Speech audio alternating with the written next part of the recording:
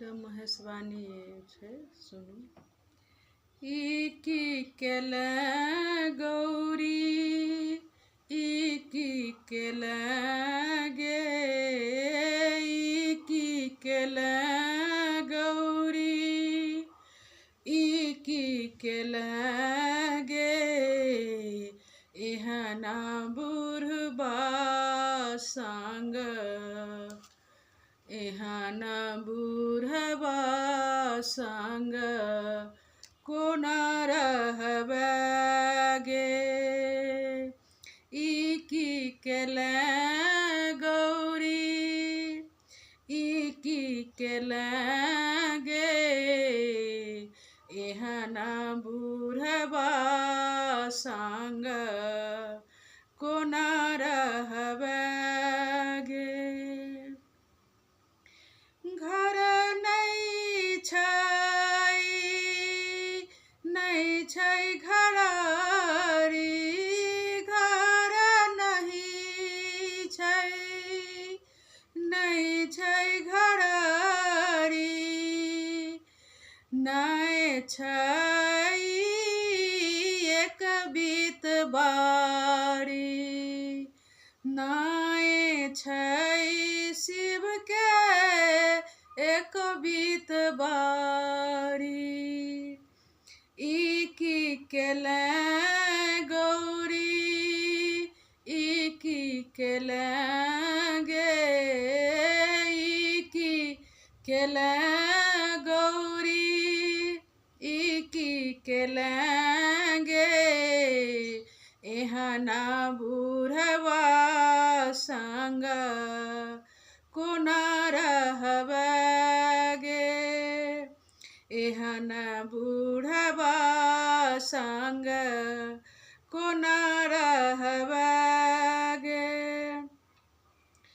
तीनटा नयन छै, नमरल ठोर, तीनटा नयन छै, नमरल ठोर, दाँत टूटल छै टपकैले रे, दाँत टूटल छै टपकैले रे। ई की केले गौरी, ई की केले गे, ई की केले गौरी, ई की केले गे, एहन बुढ़बा संग कोना रहबे गे। एहन बुढ़बा संग कोना रहबे गे। देह में छाउर लेपने लगही छै, देह में छाउर लेपने रहै छै, देखै में लागै छै भूत बेताल। देह में छाउर लेपने रहै छै, देखै में लागै छै भूत बेताल।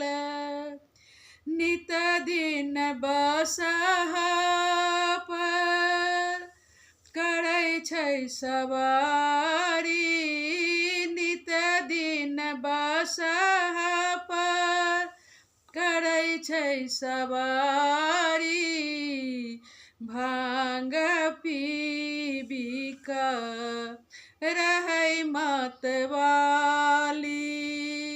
भांग पीबी कऽ रहै मतवाली।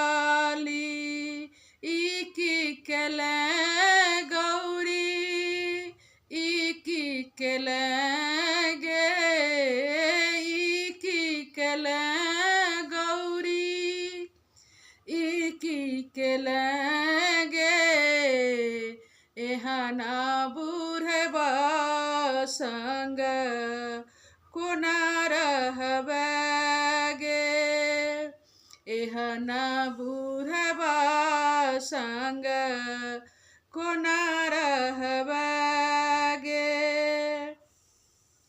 नारद बाभन केलनि होशियारी नारद बाभन केला होशियारी बड़ खोजिया नलनी बुढ़वा भिखारी बड़ खोजिया नलनी बुढ़वा भिखारी की केले गौरी की केलेंगे की केले गौरी की केलेंगे एहन बुढ़वा संग कोना रहबगे एहन बुढ़वा संग कोना रहबगे एहन बुढ़वा संग कोना